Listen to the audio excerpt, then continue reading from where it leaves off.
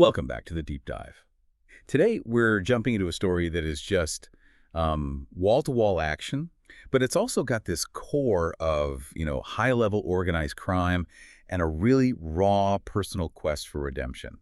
We're looking at the complete story of Bholaa. hmm It all takes place over a single, absolutely chaotic night. It's basically a road trip from hell, all driven by a father trying to meet his daughter for the very first time. And what's so great here is how the stakes are established right away. They're impossible. So for this deep dive, our mission is really to get past the plot summary and pull out those core tensions. I mean, the main conflict is just massive.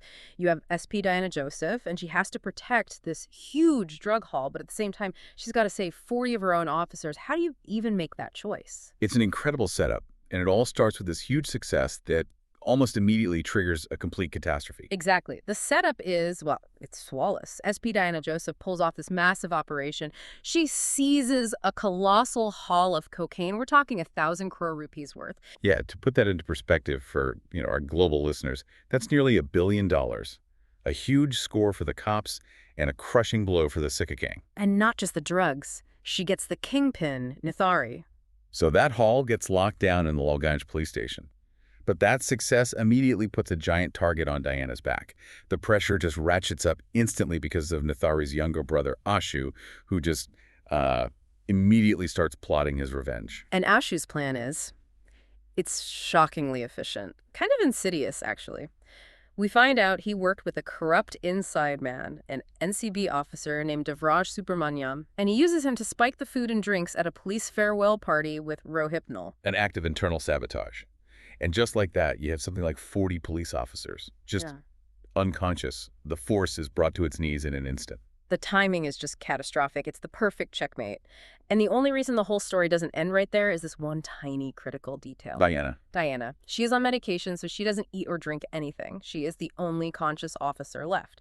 Standing in a room with 40 of her colleagues, all of them succumbing to what could be a fatal dose. And the nearest hospital is 80 kilometers away. So there's the mission right there. She has to somehow get all these people through hostile territory before that sedative kills them. But she doesn't have a driver. Right, and this is a question of narrative necessity, isn't it? She can't possibly drive a massive truck, monitor 40 people, and fight off gangs all at once. The story needs an impossible person to show up. And right on cue, that's when Bholaa walks into the picture. He's just been released from prison, served 10 years. His goal is so profoundly simple compared to everything else going on. He just wants to meet his daughter, Jodi, for the first time. She's at an orphanage. It's this pure, simple mission colliding with pure anarchy. And Diana, seeing him, basically forces him into driving the truck.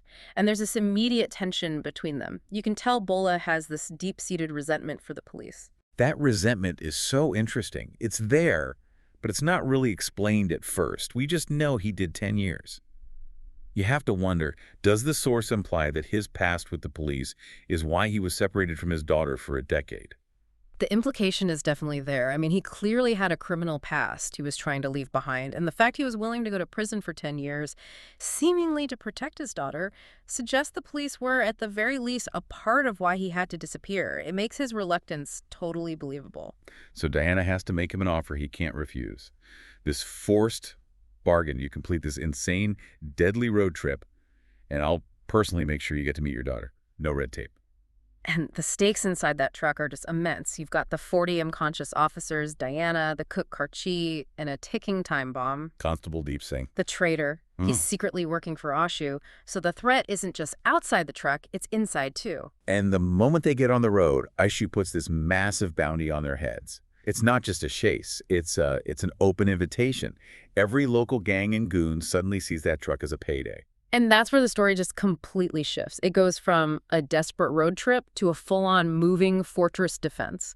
We start to see Bholaa's combat skills that were supposedly, forgotten during his 10 years in prison. The attacks from the outside are relentless. But that internal threat, Deep Singh, is quietly leaking their location the whole time. It's a great way to keep the tension just absolutely maxed out. It's key. But while all that's happening, we have to remember Ashu's other mission. Right, he's not just focused on the truck. He's also trying to get the drugs and break his brother Nithari out of that police station. Which leads to this fantastic parallel plot, the defense of the precinct. It all falls on Constable Angad Yadav, this wonderfully cynical officer who just got transferred. He's stuck there with a bunch of college students who were just, in the wrong place at the wrong time. And they have to barricade the station against a professional gang. With what? Wits and office furniture. Exactly, and that's a point. It deliberately makes the defense of the prize, the cocaine, look incredibly weak. It just heightens the chaos on both fronts because the real fighting force is unconscious in a truck 80 kilometers away. Back on the road, though, we get this huge turning point. We finally start to see hints of Bhola's real past. In one of the fights, a really intense one, he uses a Trishul. A trident. And this is so much more than just an action beat. It's a statement. The Trishul is the symbol of Lord Shiva. It immediately connects Bholaa to this idea of divine destructive power. It hints that his forgotten skills are tied to this whole other identity he tried to bury. And shortly after that fight, Diana gets badly wounded. Bholaa has to make a choice. He takes her to a secure Shiva temple. It's a refuge, but it's also the perfect place for the confession that's about to happen. Right. This pause in the action is absolutely essential. It's where the emotional core of the whole story is finally laid bare. Bholaa explains his history. He was a notorious gangster in Uttar Pradesh. He fell in love with a doctor, Swara, and for her, he decided to just leave it all behind. But he couldn't escape that lice. A rival gang leader, a guy named Chomu Singh, murdered Swara right before their wedding. A complete tragedy. But the timing is what's so critical. Just before she dies, Swara gives birth to their daughter, Jyoti. And the sacrifice Bholaa makes in that moment is what defines the next 10 years of his life. To protect his daughter from all the fallout, the gang retaliation, he lets himself go to prison for a decade. He puts Jyoti in an orphanage. It's protection through absence. And that explains everything. The resentment for the police, the 10 years away, the single-minded focus on meeting his daughter, it all clicks into place. While this emotional reveal is happening, the other plot threads are wrapping up. The officers finally get evacuated by ambulance. They make it to the hospital. And Diana, who's recovered a bit, figures out that Deep Singh is the traitor. She deals with him. The internal threat is gone. So, with the lives saved, the focus snaps right back to the police station. Bholaa and Diana race back, and they arrive just as Ashu has breached the building. He's got Yadav and the students hostage. The final showdown. Bholaa uses a secret passage to get inside, and we see the full gangster come out. He just systematically takes down all of Ashu's main guys. And we get that great payoff where Yadav, the cynical constable, is the one who kills Ashu. But the fight isn't over. Diana realizes the cocaine itself is the real problem. It's the reason for all of this violence. So she makes this huge moral call that goes way beyond standard procedure. She decides to burn the whole consignment. She chooses peace over evidence. It's an incredible moment. But of course, there's one last wave of the gang charging the station, and Bholaa gives his final statement on the matter. He pulls out an M134 minigun. I mean, it's just this ridiculously over-the-top weapon. And that's the point. He embraces the complete hyper-violent darkness of his past for one last night. He used the gangster to save the father. That extreme violence was the price he had to pay for a quiet life. And he gets it. The story finds its resolution. Diana saved the lives. Bholaa gets his one wish. He makes it to the orphanage. He finally meets Jyoti. And after 10 years, she recognizes him immediately. It's this beautiful moment that validates the entire night of chaos. But the sources give us one last twist. The mid-credit scene. Exactly.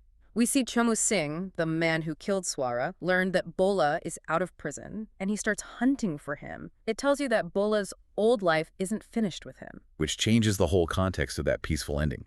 He went through all of that, a decade in prison, a night of absolute war, all for one moment with his daughter. And now the original source of all his pain is coming for him. So here's the thought for you to take away from this. Bholaa used incredible violence and sacrifice to earn a moment of peace. But in stories like this, with these extreme pasts, is redemption ever really a final destination? Or is it just a short break before the next war begins? Thanks for diving deep with us today.